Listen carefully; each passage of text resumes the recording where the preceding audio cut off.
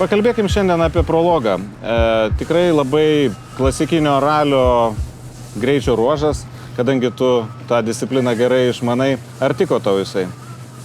Jo, prologas trumpas, 13 km. Erdvė yra flat, čia tokia lygi.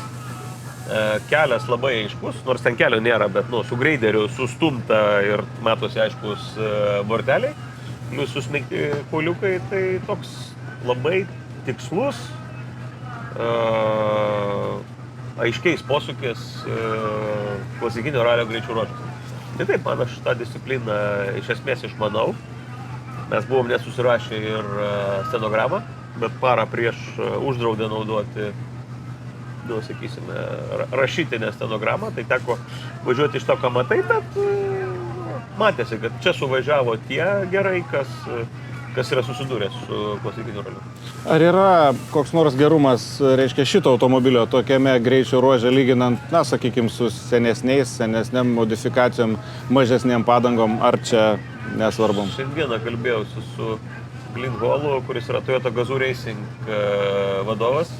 Tai jisai sako, gerai, sako, Audis čia neblogai pasirodė, bet sako, mūsų automobilis buvo kurtas bekeliai, o ne klasikinio ralio greičių ruožams. Tai sako, aš manau, kad rytoj jisai jausis geriau, bet tiesą pasakius, aš galiu pasakyti, kad Toyota valdosi, ta prasme, gerai kaip klasikinio ralio automobilis, nes principas yra tas pats.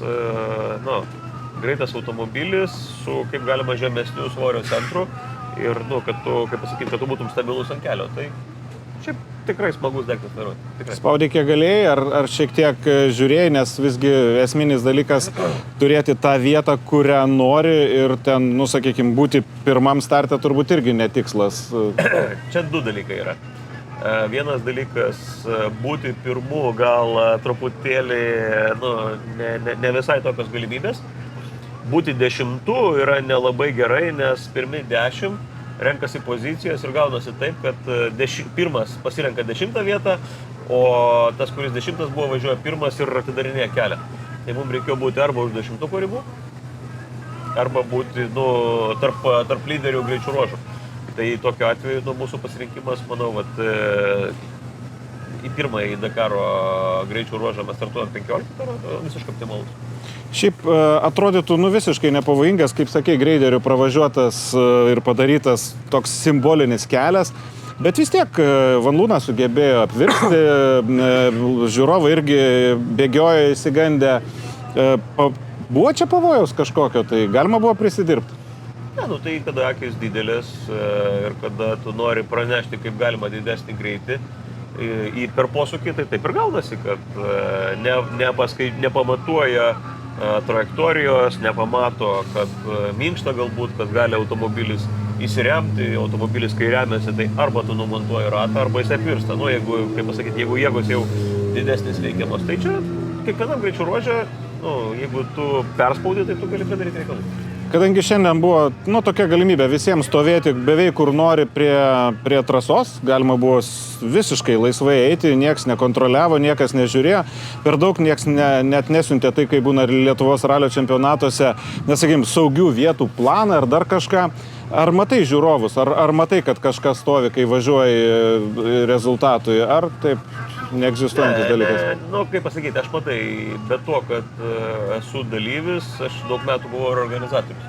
Tai aš paprastai, šiaip daug dalykų matau visokiausių, bet kai tu važiuoji lenktynėse, tai tu, kaip pasakyti, tu matai kelią ir esmė yra tau, kas vyksta tavo trajektorijoje.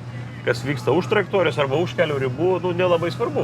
Jeigu taip jau, žinai, nesuvalytum automobilių ir lėktum iš žmonės, tai turbūt pagalvotum, kaip čia padaryti, kad tos žalos nebūtų, ne? Gal kažkur, bet šiaip važiuojant, nepastebi. Žala vis tiek bus ir rytoj. ir netgi perkelė jo starto vietą, šiek tiek arčiau, kaip mačiau. Ar darysi kažkokius tai pakeitimus settinguose automobilio, lyginant, kadangi šiandien toks visai flat, o rytoj bus turbūt kitaip? Jo, mes prologui kietam, aiškiam, lygiam greičio ruožui turėjome truputį kitokius amortizatorių nustatymus ir stabilizatoriaus galinio nustatymus. Tai šiek tiek koreguojamės į tradicinius ralio maratono greičių ruožų nustatymus.